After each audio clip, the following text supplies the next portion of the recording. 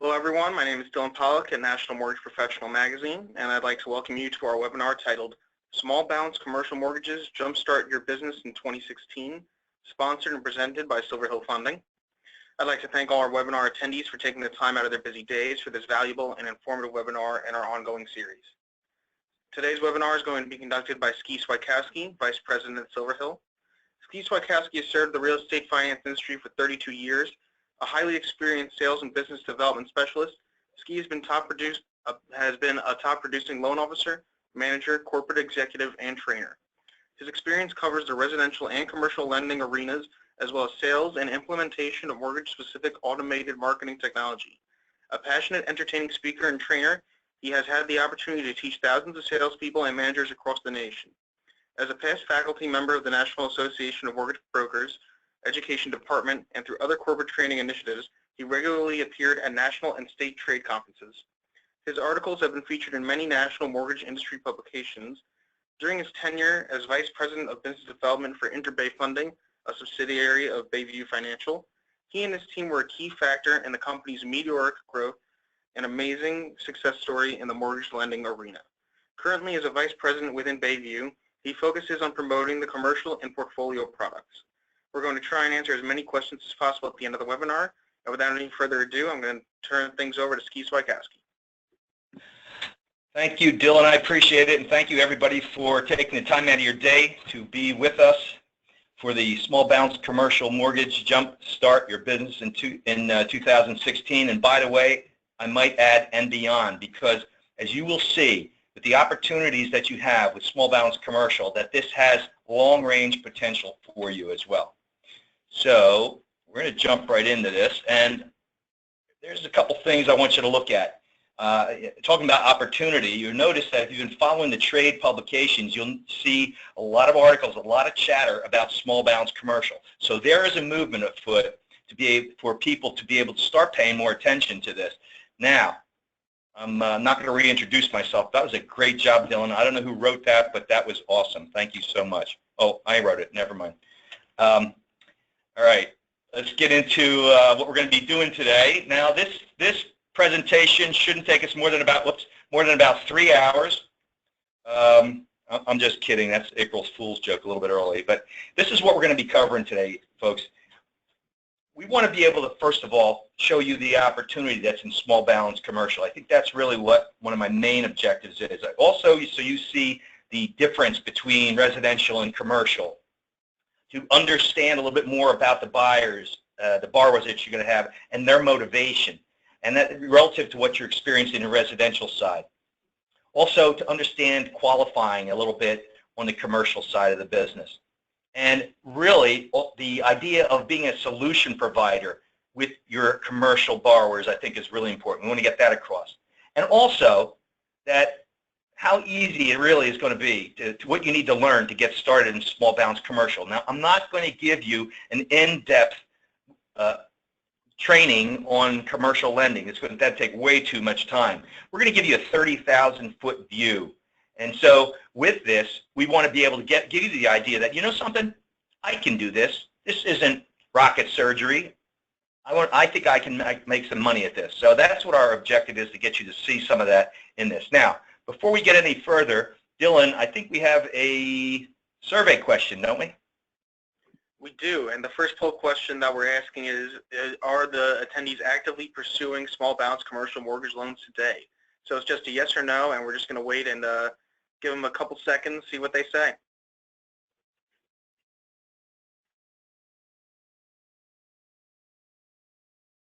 Isn't this where the music plays? If we had the Jeopardy theme, that would be a great time for it. All right, so we're going to close that poll now. And we had 34% say yes, they are actually pursuing, and 66% said no. All right, interesting. That's a nice number of people who are actually already pursuing, but there's plenty of room for those people who have not started pursuing it. I'm going to show you why you want to start looking at it. All right, first of all, we're going to look at commercial versus residential. And as you look at this chart, you're going to see a side-by-side comparison and some of the differences. First of all, right out of the box, you can see that there's a lot of standardization. You already know this with the residential side. You know, you have the 1003, 1008, all of the forms. Everything's been designed to be standardized, especially for the secondary market. That is not the case in commercial. In fact, no two deals are alike when you really get down to it. As you look at the comparables, same thing. Comparables are fairly easy to come by in the residential world. Depending on the property type and location, you have quite limited availability of comparables. The appraisal on the residential side is fairly simple. It becomes much more complex. You start to really get deeper into the three approaches of value, the sales comparison, cost, and income. So that becomes a much more important to the process as well. When you get into LTVs, you know, you're going to be able to go out on the residential side up to 97% LTV. Well, guess what? Unless you can get an SBA loan, which does go up to 90, for the most part, you're going to be looking at between 70 and 75% LTV. And this next one is a pretty important differentiation. In the residential world, really it's about the income of the borrower and qualifying them to buy the real estate. And that's your debt-to-income ratio that you're focused on there. On the commercial side, you're focused on the property and that business that's occupying the property. And we're going to get into it a little bit later, but it uses what's called a DSCR, debt service coverage ratio, in qualifying. And that last item may be one of the biggest things that you take away from this. That is the fact that you already know the extensive compliance and oversight that's going on in the residential business. It's over the top. It is much less you don't have much less compliance to worry about, and less government oversight and regulation in this particular area. And in fact, there's no TRID to worry about. I will mention that a couple of times for everybody's benefit. But for example, there's about 12 states that have licensing requirements. 6 have exemptions. A good example is Florida, where if you're lending to an individual, you would need to be licensed. But if you're lending to a corporation, you don't need a license to do a commercial loan. So in continuing to look at our comparisons here, some of the differences, and this is an important one to remember going forward, that on the residential side, it is much more rate driven. I think everybody knows that. In fact, it's become a commodity. And that's one of the reasons why it is so difficult for a lot of the loan officers to differentiate themselves. And that's one of the big things from a marketing standpoint that you're challenged to do, is differentiate yourself, because it's become such a commodity. That is not the case in commercial. There's a lot of specialization, much direct competition in the residential side. It's more indirect on the commercial side. And the bottom two are actually just a bit of a duplication of what I just talked about. Borrower's income on residential, property's income on the commercial, and of course, as I mentioned, the appraisals are a bit different. So I have some good news for you. You recognize any of these terms, any of these things that you're seeing here? That's the good news. There are terms and information that you're going to recognize because they're the same in the commercial world. These are the similarities. So, you know, you're talking about fixed rates and ARMs and LTVs, your amortizations, you know, 1530. The other thing is the options, and also the requirements that you typically have. There's definitely an application, definitely going to be credit history, appraisal, and documentation. It's going to get different beyond that as you get more specific, but you'll also find that you're going to see some differences as well. I mean, you're going to hear things like debt yield or defeasance or yield maintenance or NOI, cap rate. I don't want that to scare you. These things are very easily explained, but there's some different things that you're going to have to learn. All right, let's talk about opportunities in small balance commercial. Well, the first thing is there are quite a few, approximately, in fact, 4.3 million small business properties in the United States, and they have a constant need for financing. Keep this in mind. Excuse me. A very small percentage of these properties that have financing are having fully amortized loans. So we're going to talk about that a little bit further on, but those people that have balloons, after a period, they need to be reset. They need more financing. That means multiple opportunities for you to provide financing. But the big thing is, out of all these properties, there's a problem that borrowers are struggling to get financing on their own? Well, there's some reasons why. And as we start to look at that, first of all, about 80% of the small business owners applying for loans with banks are rejected. 80%, all right? And we're going to talk about that a little bit more. And so also you keep in mind that there's a fragmentation in the lending market itself. So outside the SBA and the agencies, there's only about a handful of national lenders that are out there. And then you dump on top of that the lack of standardization, which means and predictability, because each lender has its own underwriting guidelines, right? So all of this means something to you. It means that there's opportunity for you as an originator, as a broker, to use your expertise to help your borrowers get. And now that's going to mean you to learn a little bit here, but that's what the opportunity is for you in this marketplace. All right, now let's talk about the different types of loans that we're talking about here. You got the micro commercial, that's sub 1 million. Small balance commercial, 1 million to 5 million. You have your large and jumbo commercial. You see these here, that's 6 million plus. And then it breaks down from there. Is it more of a breakdown as you go into, you have no doc, low doc, full doc programs. And let me do a little bit of an example here. For example, the low doc, you're going to see streamlined or stated income programs.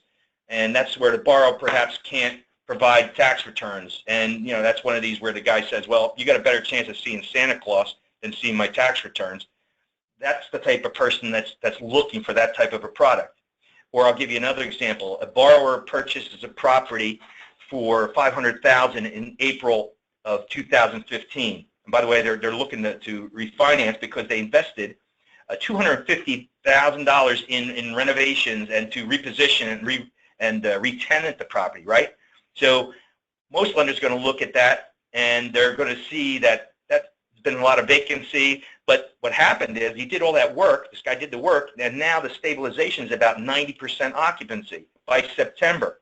Well, the problem is 2015's tax returns are not going to reflect that income. Now, somebody like us, we do have a streamlined stated income program, and we're going to underwrite it based on the rent rolls and the operating statements as they currently are. And that's a big factor for that particular individual. Also, just a reminder, you'll hear this a couple times, but that less regulation is certainly an important thing when you're looking at the types of loans that are out there and these ranges. But again, no TRID. You don't have to worry about the TRID. Now, whoops, before we move on, sorry, Dylan, I think we have another survey question, if I'm not mistaken. Yes, we have another one. It's going to be, why would you potentially pass on a small balance commercial mortgage deal? So your options are focus on residential business, not familiar with the needs of commercial clients, too complex and or too time consuming, too many commercial programs to keep straight, or it's just intimidating. So we're going to give them another 10-15 seconds to answer this one and see what the results tell us. Anxious to hear what we got on this one.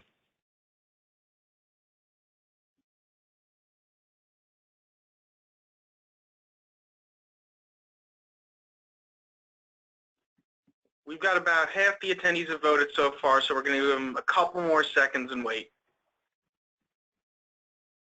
Well, come on, Dylan. Tell them that there's a door prize for if they put in their information on the survey.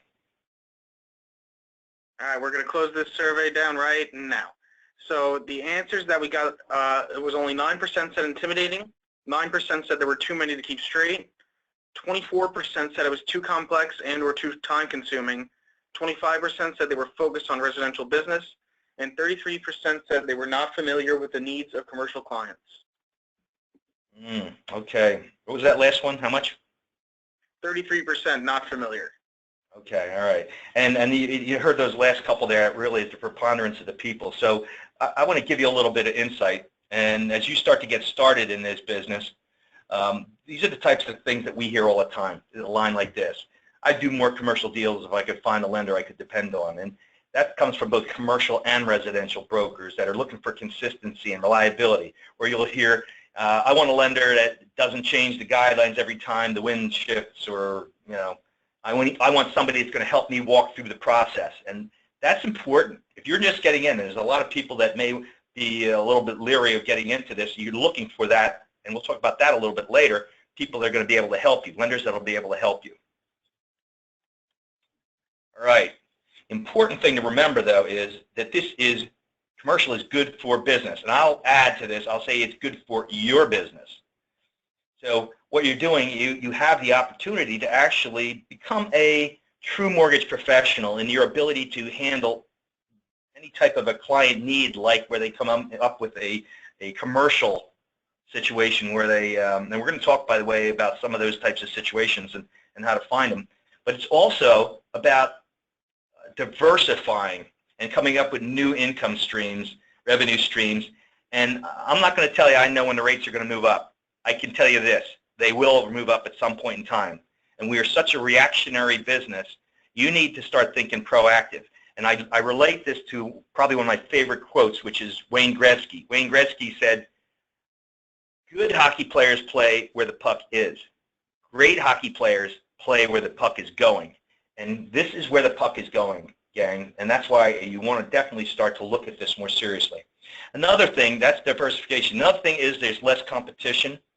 I think that's another big one. There's certainly a smaller market, but there's a lot less competition, and it makes it a whole lot more, I would say, for those people really good at sales and really good at relationships, I think it's a absolutely fantastic opportunity from a competitive standpoint. And it's also less interest rate driven. And this really does go beyond rates. It's about providing solutions. And as we talked about, there's a lot of people that are being rejected by the banks. They're looking for solutions. This is another great one. One relationship, you're going to get multiple transactions. We're going to be talking about the fact that you can do not just a commercial deal, but if I have that relationship, and this goes both ways, if I have a relationship with somebody, I do their residential loan, and they have commercial properties or want to buy commercial property, I have that opportunity, and vice versa. I know we've done deals where a broker did a commercial deal and actually refinanced the residents prior to it to allow them to get the money to be able to buy that commercial property. All right. Also, we probably haven't hit this enough, but there's certainly fewer disclosure requirements. There's no TRID complications, and probably maybe one of the more important things in my mind, I like to have fun. These are interesting deals. These are fascinating deals.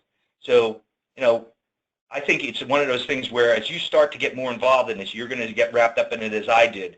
When I moved in from residential side into the commercial side back in 2000, I just love this product. I think it is absolutely fascinating when you start to get involved with businesses, small businesses, and professionals. All right, so getting started. Okay, it is easier than you think. And one of the places you can start with are the existing clients that you're currently doing business with. And many of those have needs. So you're talking about small businesses. If you start checking your past clients' 1003s, you're going to find out, all right, who's self-employed. What did they do, right? Small business owners, florist, bar owner, owns a restaurant, plumber, whatever. You have professionals. You have doctors, accountants, attorneys, architects. These are all people that may or may not have a property or may want to have a property and purchase a property. Self-employed people who might be renting right now, and man, they would love to be able to get in their own building. And certainly there are lots of both seasoned and first-time investors, new investors that are looking to buy investment properties. These are all potential clients for you. Also, you want to leverage your existing referral network. And I'll say, by the way, not just your existing network, but this gives you the opportunity to go out and talk to more of these people that you're not doing business with now as referral sources. So the title companies, the law firms, your insurance companies, real estate, they all know who these people are, right? And the banks in particular are great because there's an opportunity to get their turndowns. You already know, I told you, there's a huge percentage of people that are turned down by the banks. Oops. We have now we're going to talk about the borrower's motivation. And what we got here. All right, so Now, keep in mind, these are the typical motivations of your prospects, right? So you've got people who are looking to purchase, and they're looking to house or expand their existing business, or maybe they want to get an investment going, or it may be as simple, just like in the residential world, where you're trying to do a refinance, a rate and term refinance. Or maybe there's a cash out refinance that they're looking to do because they want to expand their business. They want to add staff or inventory. They need working capital. They want to go to a new location. Could be a balloon mortgage that's reached maturity. They don't have an option. They have to refinance. So they're looking for somebody to help them. And by the way, think about it. That happens over and over when somebody owns a property with these balloon mortgages. Also, they may be looking to remodel or do repairs on the property. Now, there's some implications on this. Obviously, some lenders do have limits on what motives they will allow for or amounts. You may have limits on the amount of cash out or seasoning requirements. And you also have lenders that specialize based on particular motivations as well. All right, top reasons why borrowers seek financing options. Well, they're turned down by your traditional lenders. And this is a situation of Main Street versus Wall Street. There are a lot of those little mom and dad Main Street businesses that are getting turned down, and it could be for a lot of things. Maybe the lender says, well, this property is really outside of our footprint geographically or outside of our expertise. You also have a situation where they have requirements that they have to meet. They're maybe limited because of regulations, to exposure to one borrower or a particular property type that they're limited. They can't exceed a certain amount in that particular category. Or you may have something where the collateral is unacceptable. All right, so that would be a property use perhaps that is, some places adult entertainment is taboo, or environmental issues. The situation is maybe cash out. It could be they limited a situation on the cash out issue, or their debt service coverage ratio. I mentioned you before. That's what we're using to qualify. Perhaps this property just is not throwing off the right amount of income according to the documentation to support the debt that they're looking for. And of course, there's the LTV that may be too high, and that's going to kick them out. Another thing I might mention on this one is it could be a seasoning issue. They could have just the documentation is insufficient. So there's a lot of different reasons why they're getting turned down. Another reason would be something I want to mention before we move on, because I think this is important about the bank issues. There was a survey done by the Federal Reserve, and during the fourth quarter 2015, they found out about 17% of the banks have already started to tighten their lending standards on commercial debt. That means this could even get worse for a lot of small businesses. All right, so now as we look at the unacceptable terms that we were talking about, it could be the time to close. Could take up to 90 days to close with a bank or some of the more traditional lenders. You're also looking at balloon notes. That may be an issue that's unacceptable. Cross-collateralization. This could end up being a real problem for some people, the SBA in particular, because some lenders want to cover the borrower's house, and there are people that don't want to have their house collateralized with the commercial property.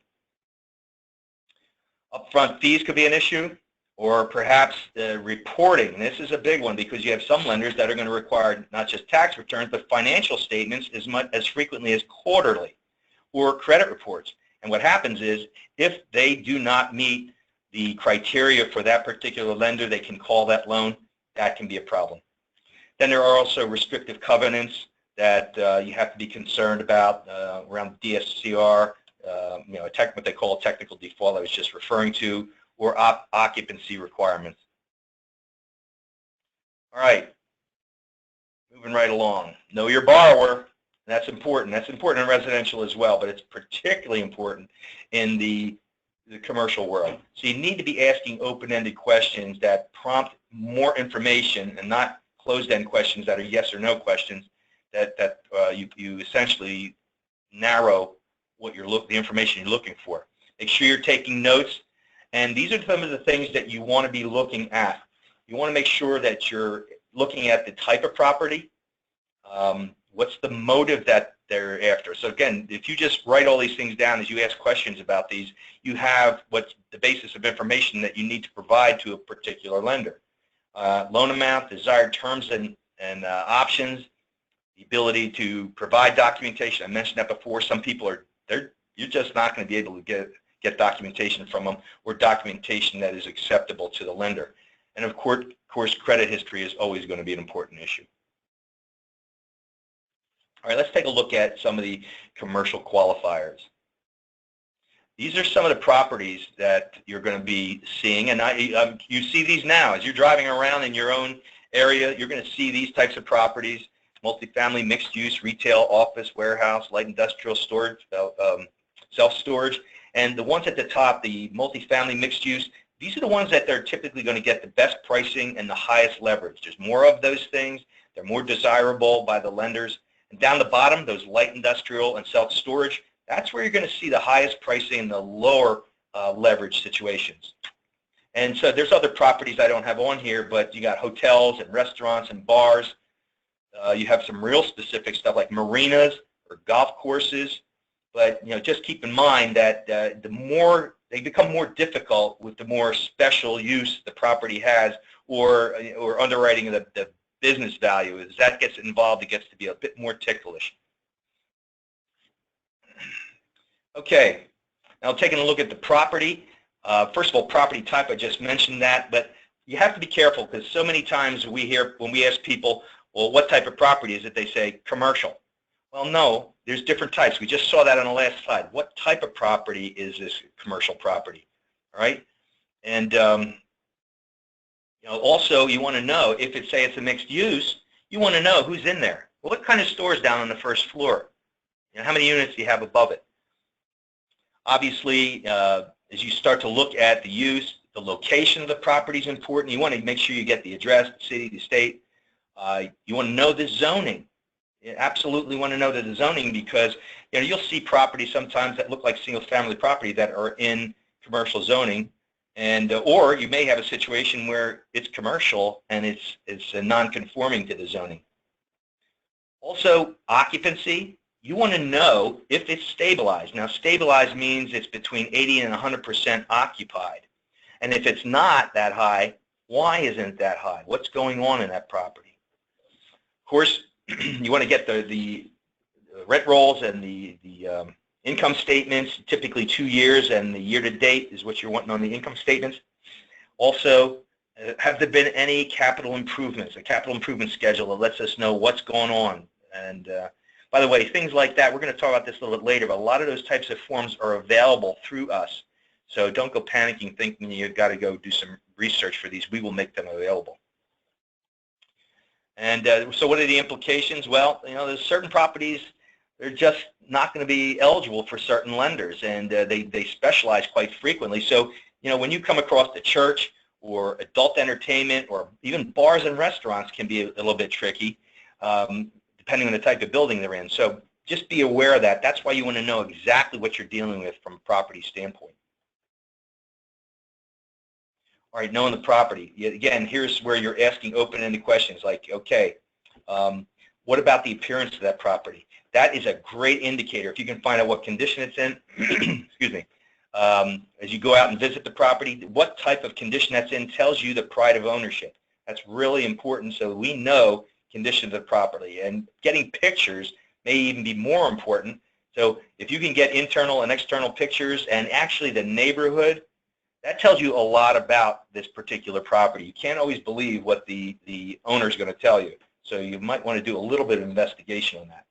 Google Earth, by the way, is a great way to do some investigation. If you look at Google Earth and you see your property and there's a whole lot of green stuff around it, that is not a good sign, meaning that's probably very rural. Separate problem by itself. So what do you look for? Well, you want to look for the type and applicable uses, all right? Has there been any deferred maintenance? Have there been any recent improvements that would impact the value of that property? What's going on in the neighborhood? You want to be able to see find out what's going on, because guess what? If there's major street problems where they're redoing the streets or the sewers in the streets that may actually have an impact on that particular business. It could be a problem. It could be a severe problem for that business and its ability to pay the debt. Also, find out if there's any buildings that have been listed in the area, because you can always go to that broker that's got the listing and you can get an approximation on the value. Also, there's the environmental issues I mentioned, and that's the stuff like gas stations and dry cleaners. So, make sure you're asking what the property is being used for, because it's not always obvious either. But the bottom line is, you got to know your borrower, you got to know your property, and that's just good common sense when it comes to commercial lending. I guess one of the things I just thought of is a red flag for us is when we have a borrower on the East Coast and a broker on the West Coast. That's typically a sign that that's made its way around the horn and that it hasn't been able to get done for some reason. All right, let's talk about income qualifying methods, and we'll spend a little bit of time on this just to get you a surfacey understanding, but this is how lenders are going to qualify the property and the transaction. And you have the debt to income, just like you do in the residential world, only we call it the global underwriting approach to this, and it's typically for primary owner-occupied type properties. Now, what you see mostly is the debt service coverage ratio, DSCR, right? And that's the ability of that property, because we're going to look at that property's ability to repay. We're going to look at what that property could generate in income to see if it can repay the debt. Right? That's important to every single lender. So you're going to be looking at maybe on an average about a 1.2 debt service coverage ratio, which says that there's $1.20 available to pay $1 in debt. All right. Notice also when we talk about debt service, that's the mortgage payment itself, and the net operating income is that cash flow of that property, and those are all components in figuring out your debt service coverage ratio. Also, something you're going to hear about is the capitalization rate, or cap rate, and it's the ratio of the income to the value of the property. And again, we'll be getting into some greater training for those of you that choose to do business with us. We'll get into some greater training on these types of things that you have a better understanding. Oops, I missed all those things. That's what you weren't looking at. Sorry about that. And anyhow, so DTI, debt to income, residential. Debt service coverage ratio, that's your most of your commercial loans. You're going to need to know the debt service, that's the actual mortgage payment, and the NOI, as I said, that is the actual cash flow of the property. So different lenders do use different methods. That's the thing you got to keep in mind. So you need to know a bit about your lenders and what they're doing to what method they use to qualify. All right. Now we're talking about lenders. So you got the large banks, and that, by the way, that's Bank of America, Chase, J.P. Morgan, Wells, Citi, those people. The small banks are your community banks, your mortgage bankers. They're just the non-bank lenders that you're most familiar with. You have investment bankers. Typically, they do specialized programs. Your SBA lenders. You have the agency lenders. So you have the Fannie Mae, Freddie Mac. They have small balance programs as well. The thrifts, and you're probably familiar with your hard money, private money sources as well for the hard-to-do deals. All right, let's talk about the types of lenders that you have in the marketplace right now. So this would be your specialized lenders like the SBA, sponsored lenders, and your niche lenders. So your SBA has the 7A and the 504. These are government guaranteed programs, and you can get to 90% leverage with them. The Fannie Mae and the niche, Fannie Mae, Freddie Mac, you can probably do up to an 80% LTV with some of those. And as I said, this category may be the highest leverage, but the lowest, and also the lowest cost. Then you have your traditional lenders. These are your banks, your conduit lenders, your life insurance companies, and these are the most common. And you'll see the full doc that's available. They're going to be looking at all the income and the assets, full documentation, right? Also, the borrower profile. They're definitely some of these are going to be very credit score driven. And there's the stated. These are some of the investment bankers I just mentioned.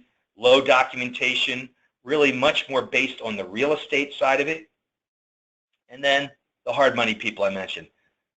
So low or no documentation. This is real estate-based lending, very short term. And again, here you have the absolute lowest leverage and the highest rates. So you could be looking at 10 to 14%, 2 points on the front, up to 4 points on the front, maybe more, and points on the back. So just be aware that that's people in a hard situation. That's why they call it hard money. All right, let's talk about mapping the process here. You need to know your borrower's objectives. That's absolutely imperative. What are they looking to do from a financing standpoint? Also need to know what your lenders offer. So you need to do a little bit of homework. You need to do some investigation and know what various lenders offer. Also, then you want to be able to make sure that you are presenting that situation. So what are the details and all the documents that you need to request? And you want to be able to present the best solution that the borrower that you can get for the borrower. And then also make sure that you're communicating with both the lender and the client, because you know what? Nobody wants any surprises. Not the lender, not the client. So you really need to be a good communicator when it comes to, and be aware that when you're talking about a borrower situation and documentation, the more organized you can be and the more detailed summary that you can provide. So, providing a complete application and a summary of the financing. So what's the purpose? What's the loan amount? What are the strengths? What are the weaknesses? And all of the financing information, the rent roll, income statements, tax returns, pictures, credit report. Those are the types of things that you get really used to collecting and making available. So let's start talking about some case studies. Here we go. We got a property, 10,000 square feet, light industrial building in Loganville, Georgia. And this was a purchase of a second location for the borrower. Okay, so they're expanding their business. The challenge was this was out-of-state operator with some recent credit issues. Now, these are deals that we've done, obviously. We're showing you some examples, but we mitigated the credit issues by evaluating the financial strength of the borrower and their business, okay? So credit issues aren't always going to be the death knell for some people. The funding was a 70% LTV, a very attractive 7-year, fully amortized hybrid loan, and does have declining prepayment penalty, and it was a 25-year amortization. This deal closed in 45 days. All right. Here's our other property. This was a two-property deal in Joliet, Illinois. And as a point of reference, the apartment right above that was where Jake and Elwood from Blues Brothers, where they lived during the shooting of the movie. I'm just kidding. Anyhow, we're looking for 100% cash out refinance on this. The challenge was, again, out-of-state operator with some recent credit issues. Seems to be a common theme. And we were able to take care of that with our streamlined program that required no tax returns, no 4506T. And that was, forget how many days that closed. That was another one, maybe about 45 days on a 5-year hybrid, 25-year amortization. So let's look at one more. This is 8-unit multifamily, Boynton Beach, Florida. Okay, down close, not too far from where our main offices are. This was refinancing out of a hard money loan, all right? And the challenge was that they had filed bankruptcy protection 4 years ago, right? It was discharged 2 years ago. So we evaluated this and looked at the strength of the borrower and the property, and we were able to complete this transaction. Again, very attractively priced 7-year product and a hybrid, and declining 5-year prepayment with a 25-year amortization. Again, most of these deals close in pretty short terms. This was probably maybe about 47 days, I believe it was. Let's do one more. And this was, here's a situation, partially occupied, 5,800 square foot warehouse building in North Carolina. And again, here's the situation I mentioned to you. Had a balloon, existing mortgage that was on a balloon that was going to become due, and they were actually in maturity default. So they were having trouble finding a solution. That's where you come in. You're able to find these people and bring them to us. And We evaluated the financing in this particular situation, and we saw that it was a strong borrower and property. We definitely feel strongly about the property itself and what it could generate income-wise, and we were able to complete that one as well with a 7-year product and 25-year amortization, and that deal closed in 40 days. All right, let's talk about next steps. You absolutely need to get educated, and this is really probably the number one hurdle that you have right now is to find information. And the SBA has guidelines, Fannie and Freddie have guidelines, and other lenders have guidelines. And you can find most of this stuff online, right? Or you can, let me put all these up here. All right, you can actually go out and spend some money if you want. There are courses out there. I think the MBA's got a course for a couple $100 that you can do, and we've seen things all the way up to a 1-week course that's $60,000. But I'll tell you what, the best bang for the buck is really going to be finding the free education at this point in time with the lenders that are out there. Find out what they have. For example, Silver Hill, we're very shortly going to have some 8 to 10 minute online seminar modules that you'll be able to access that'll cover a lot of the things in more depth that I just went through now. And another good idea is make sure you're getting at least one lender in different categories. So you get one local bank lender, one SBA lender, get a non-bank lender, and maybe get some bridge or hard money lender. But you want to have in different categories. You want to make sure that you're able to cover all the bases.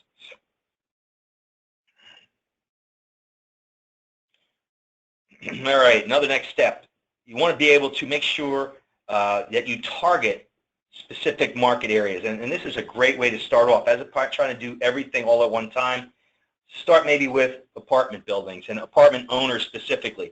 If you've been doing 1-4s, you know who some of those people are. But you want to be able to go out there, and there's associations that you can find and join. You can do it through direct mail. There's all kind of magazines out there, but you're going to be able to find people who are looking for apartment building financing. Also, your closed loan files are going to be a wealth of information. And if you start marketing those people, you go back and you're going to see, hey, who was a business owner? Who already owned commercial property? And go back to those people. We're going to have a lot of information for you to be able to use, emails and letters and things like that, flyers that you can send to people with a message that says, hey, you know what? Refinance your commercial property and expand your business, or invest in commercial real estate and earn rental income, maximize returns. And then, of course, there's, excuse me, there's the social media aspect, which is becoming bigger and bigger. Mike Boggiano, our national sales manager, is a really big one for social media, and he posts on there every day. And there are people, there are brokers that are actually reaching out to him. You want to do the same thing with the real estate people and your referral sources, and also property owners, right? So, and actually, I think we have a recent one in a series of blog posts that's up on our website on how to use social media. So you might want to go out and check that out on our site. So in summary, let's talk about what we covered. Well, first of all, there's a large underserved market that's available for you to tap into. This is good for you. This is a great opportunity to expand your business and get more out of some of the people you're already doing business with. And it's not that tough. As I said, this is not rocket surgery. You can do this. And we make it as easy as possible because we're one of those lenders that wants to support you. We recognize the importance that you are to us and that relationship that we have in this together. So, Dylan, I think we have one last survey question, do we? We do, and the last one is just a very simple yes or no. Are you familiar with Silver Hill Funding's product offering?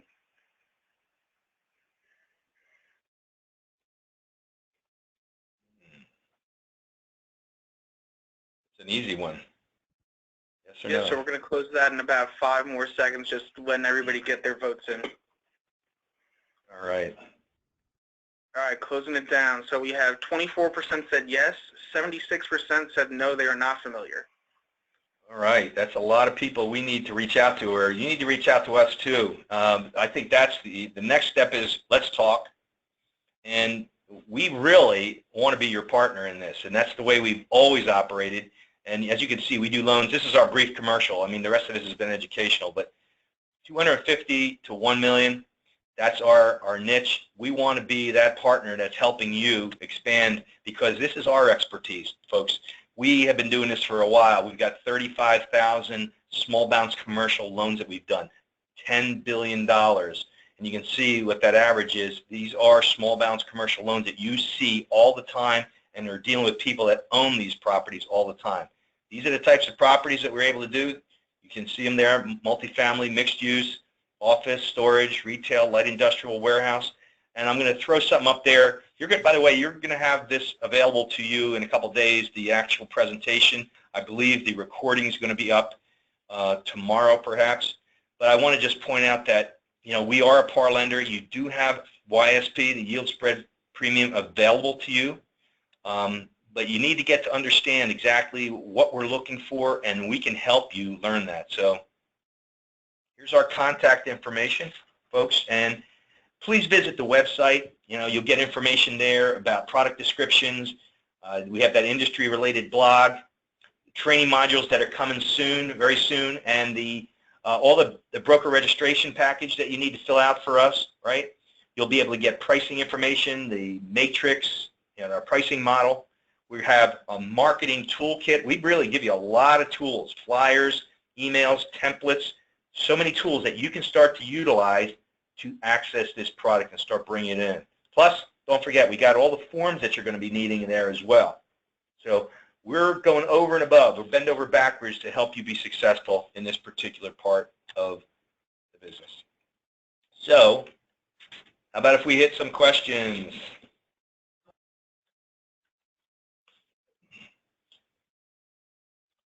Anybody there? Dylan? Hey, Ski, is Mike coming on to read the questions to you? Yep. Mike, you there? I am on. Mike Bogiano, B-Man.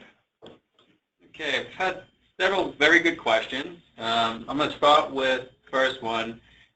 What are our rates on deals? We normally quote between 6 and 9%, but that's what we market. But most of our transactions are quoted between 7 and 8.25%, and that's on a 7-year term, 25-year amortization, 70-75% LTV. One thing that we did not discuss during the presentation is that yield spread is available. YSP, the 37.5 basis points will pay a point on the back end, and in certain situations it does not have to be on the HUD.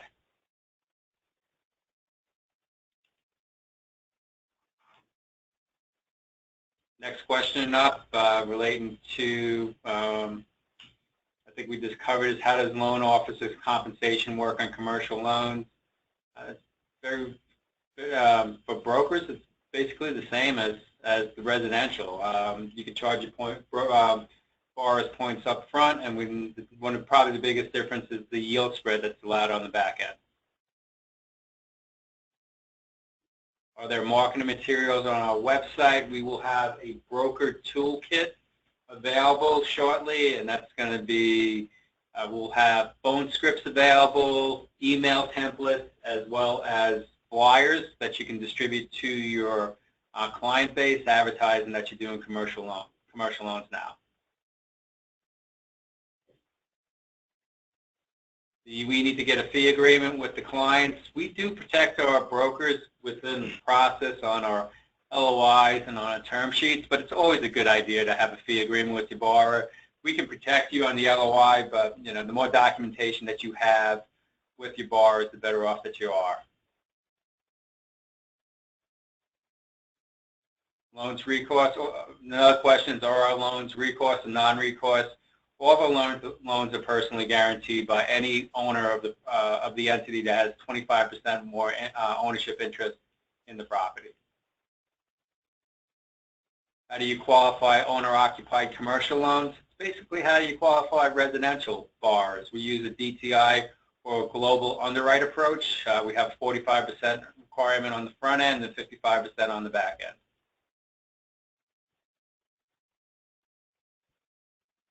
Have a deal, what's next? The best thing to do is contact Silver Hill Fund and regional manager. If you go out to our website, we have it broken down by the regions in the United States. Foreign investors get lower LTVs. We're going to be rolling out a foreign national program over the next probably 30 to 60 days, and those guidelines have yet to be finalized. Do you lend in LLCs or trust names? Absolutely. We can also lend to nonprofits. The requirement there is that we have to have a warm body as the guarantor.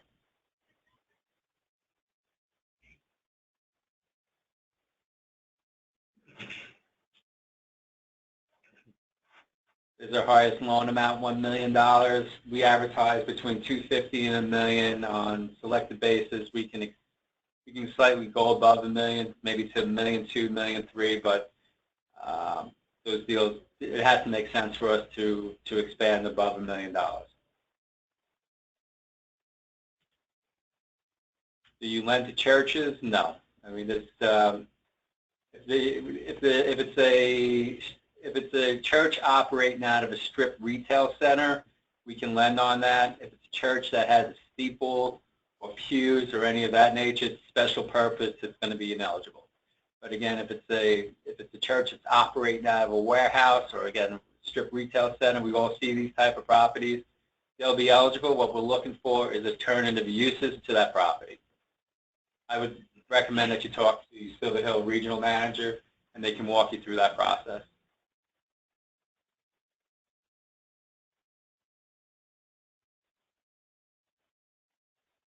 What does Silver Hill specialize in under $1 million transactions? The less crowded space. It's an underserved niche in the marketplace.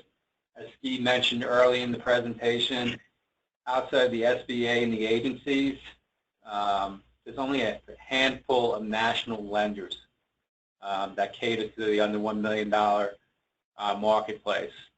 Once you get to $1 million to $10 million, you have at least 49 conduit lenders that operate in there, and in essence, they're tripping over each other for the same deals. What's the best way to generate leads for this market? I think Ski touched on it. This presentation will be available on the NMP website. Silver Hill will also be distributing a copy of this via email to all of the registrants within the next few days after this conference. But if you go to our website or call one of our regional managers, they'll give you the marketing toolkit that you can utilize in driving traffic for small balance commercial.